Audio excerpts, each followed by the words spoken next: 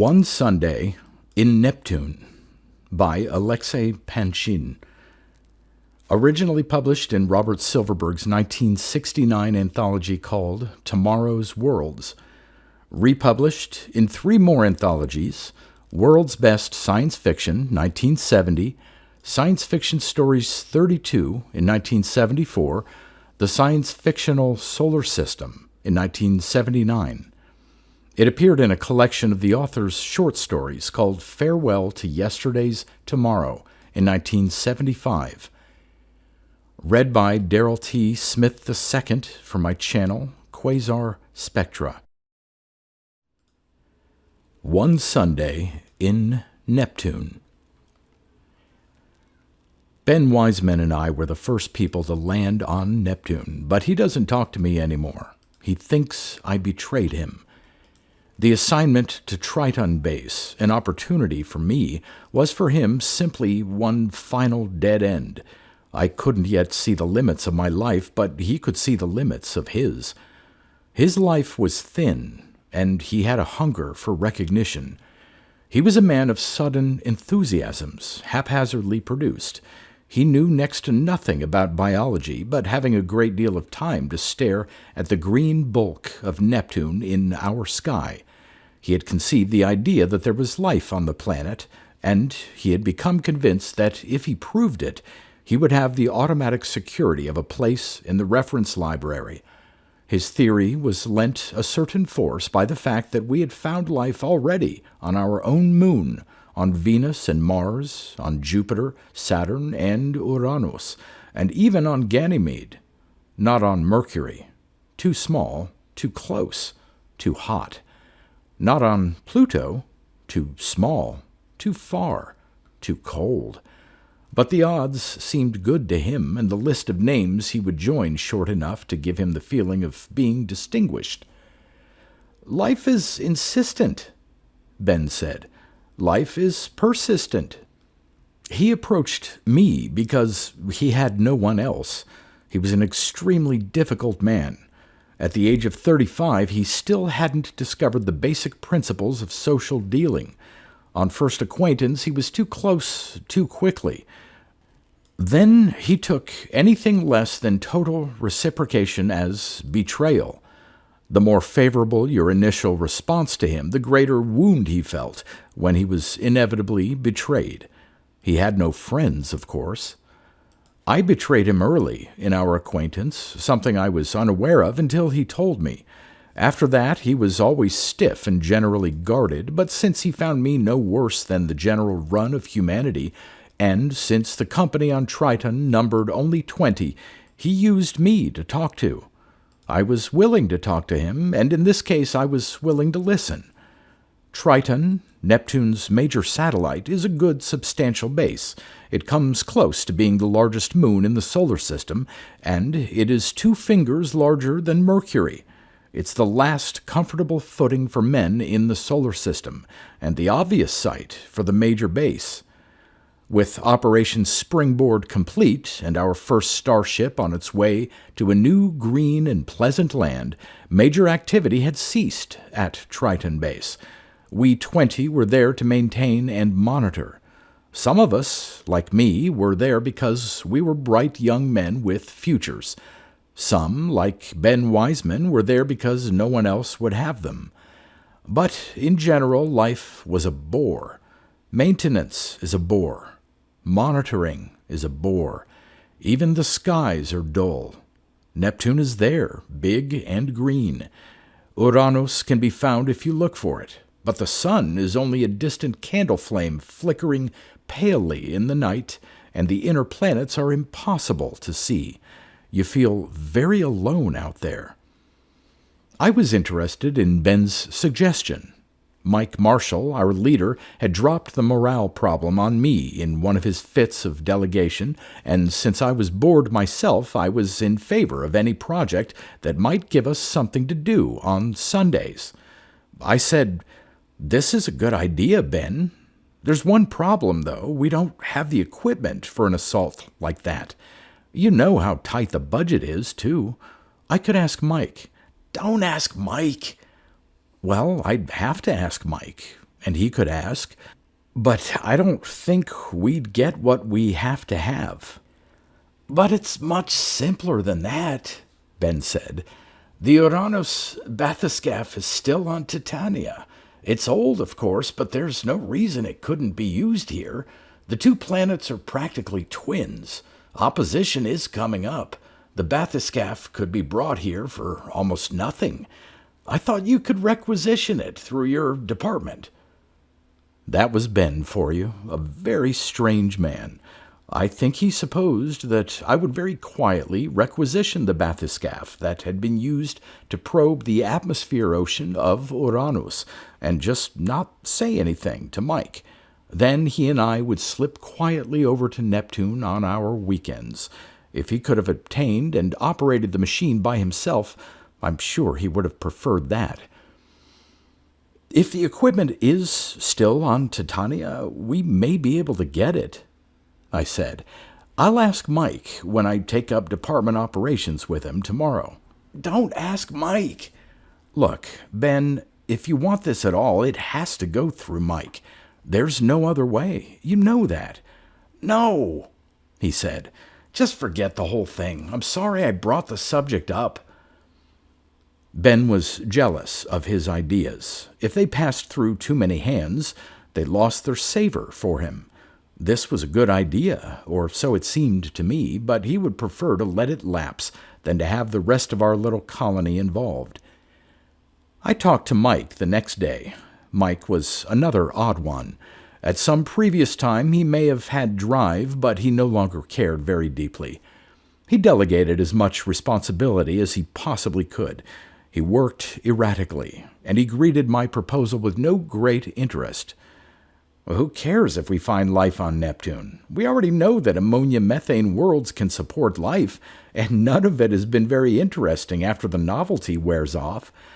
"That's true," I said, "but do you suppose I care one way or the other if we find another strange kind of minnow?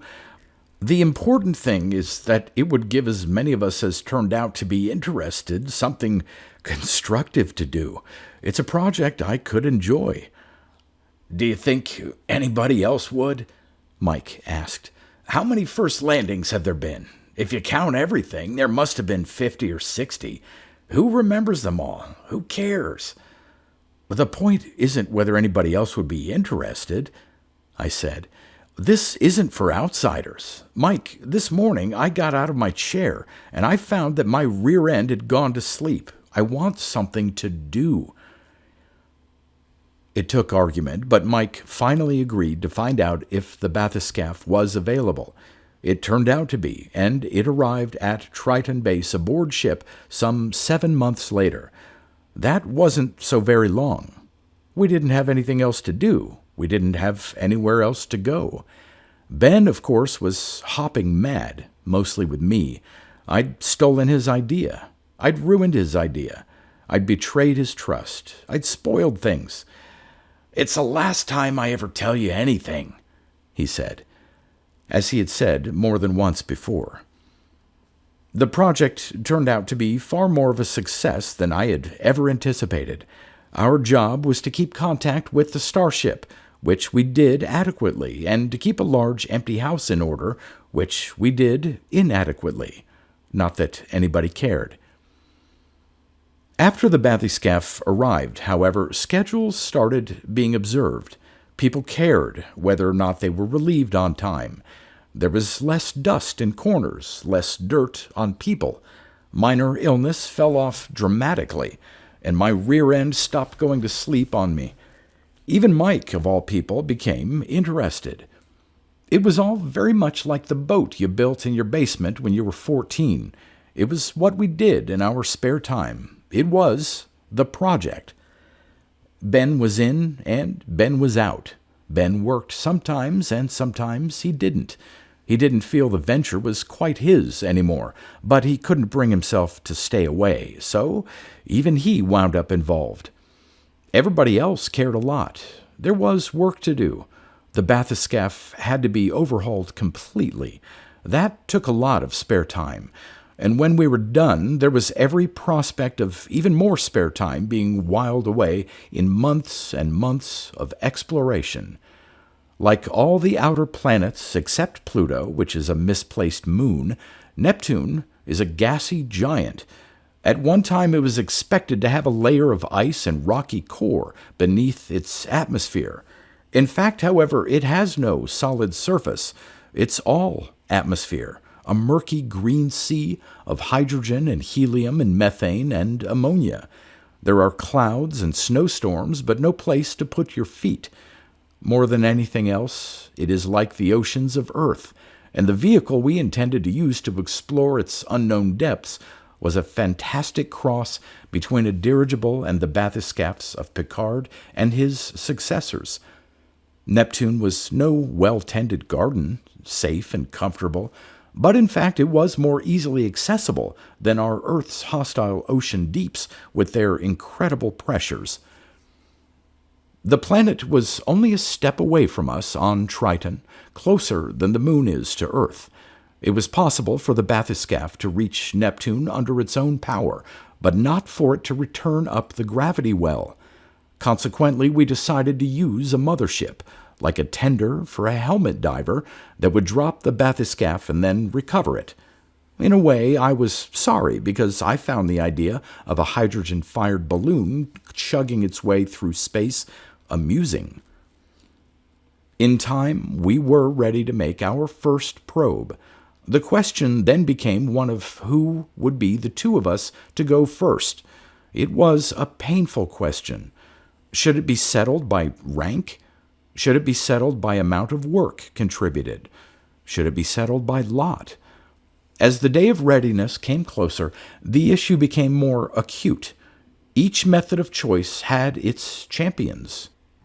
By and large, we were polite about the subject, but there was one fistfight between Arlo Harlow, who had worked particularly hard, and Sperry Donner, who was second in command, which was terminated when both participants discovered they actually had no particular enthusiasm for fist-fighting. Mike finally settled the issue. The first trip would be Ben and me because we were responsible. After that, it would be alphabetically by pairs. He told me later that he had been intending to be strictly alphabetical, but that would have thrown Ben into the last pair, which was one problem, and would have made Ben the partner of Roy Vilimchik, which was another. "This seemed the best solution," he said. "If anybody can cope with him, it's you." "Thank you," I said, and he understood that I didn't mean it. Ben was frankly mellow that week. Mellow for Ben. This means that about 40% of the time he was his obnoxious, ingratiating self instead of his normal, obnoxious, uningratiating self. He even forgave me. Finally, on a Sunday that was as brisk and bright and sunny as a day ever gets on Triton, 4 of us set off toward the great green cotton candy boulder that filled a full 10 degrees of sky. Ben and I didn't wait to see it grow. Long before the ship was in a parking orbit, Ben and I were in the cabin of the bathyscaph, and the whole was enclosed in a drop capsule. I was piloting our machine. Ben was to supervise the monitoring equipment that would record our encounters with the planet. We weren't lowered over the side in the tradition of Earth's oceans. We were popped out like a watermelon seed. We were strapped in and blind. I had my fingers on the manual switch and had no need to trigger it. The rockets did what rockets do. The drop capsule peeled away automatically. Then, when our lights came on, we were deep in a green murk. It wasn't of a consistency. There were winds or eddies, call them whichever you choose. Our lights probed ahead. Sometimes we could see for considerable distances, yards. Often we could only see a few feet. We had the additional eyes of radar, which looked in circles about us and saw nothing except once what I took to be an ammonia snowstorm and avoided. Other sensors listened to the sound of the planet, took its temperature and pulse. Its temperature was very, very cold. Its pulse was slow and steady. I feathered my elevators and found that the bathyscaphe worked as I had been assured that it did. The turboprops drove us steadily through the green. I was extremely glad to have my instruments. They told me I was right side up, a fact I would not otherwise have known, and they kept me connected to our mothership. "I hope you're keeping in mind why we're here," Ben said. "I am," I said. "However, until we know the planet better, I think one place will be about as likely as the next. I haven't seen any whale herds yet." "No," said Ben, "but it doesn't mean they're not out there. They may simply be shy. After all, the existence of the great sea serpent wasn't definitely established until the last 10 years. I'd settle for something smaller, though." We had collecting plates out. They might well demonstrate the presence of the same sort of soupy life that was found on Uranus. Ben kept busy with his monitoring. I kept busy with my piloting. I had helped on this venture because I was bored, thoroughly tired of doing nothing in particular. I had come to Neptune with only the mildest interest in proving Ben's case. Now, however, I began to feel pleased to be where I was. The view, as we drove ourselves through the currents of this gassy sea, was monotonous, monochromatic, but weirdly beautiful. This was another sort of world than any I had been used to. I liked it. It may sound funny, but I respected it for being itself in the same way that you respect a totally ugly girl who has come to terms with herself. I was pleased that men should be here in this last dark corner of the solar system, and glad that I was one of the men.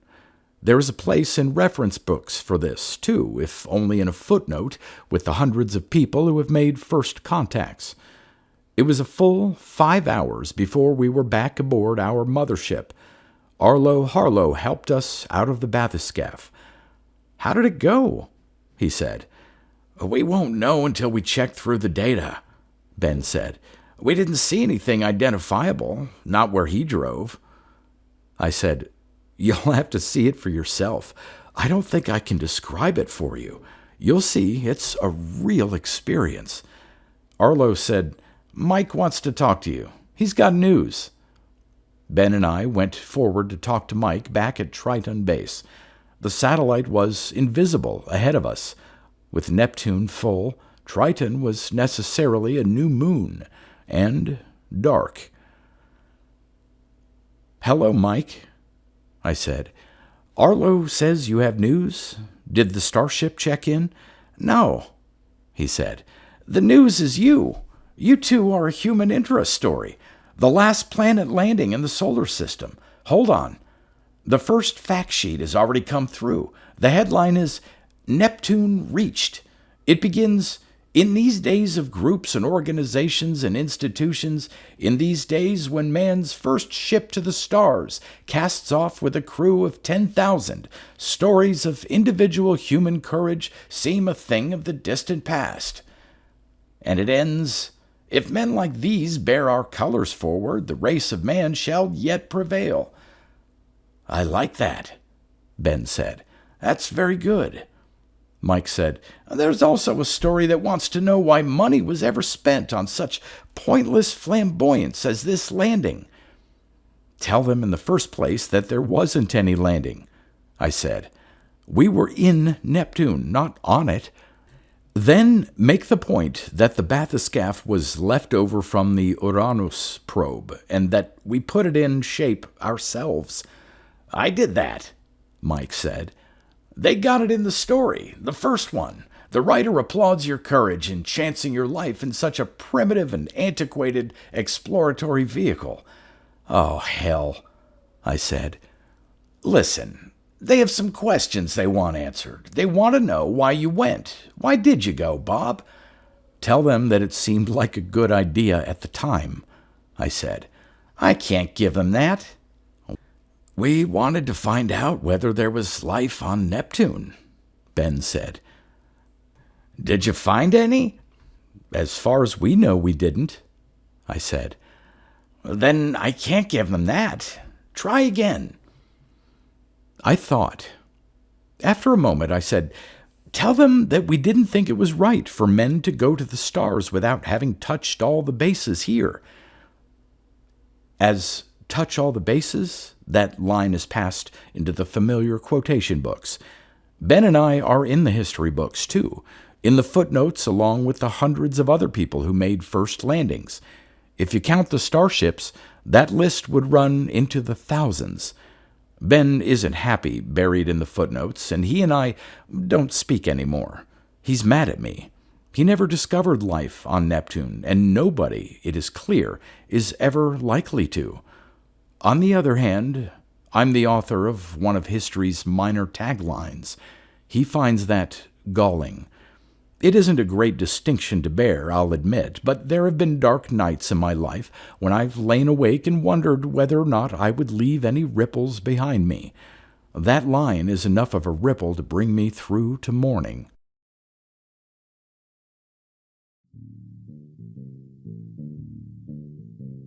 You've been listening to pre-1990s speculative fiction readings with a highlight on science fiction by Darrell T. Smith II. Please consider clicking the donation link in the description box. Thank you so much for your time and your imagination.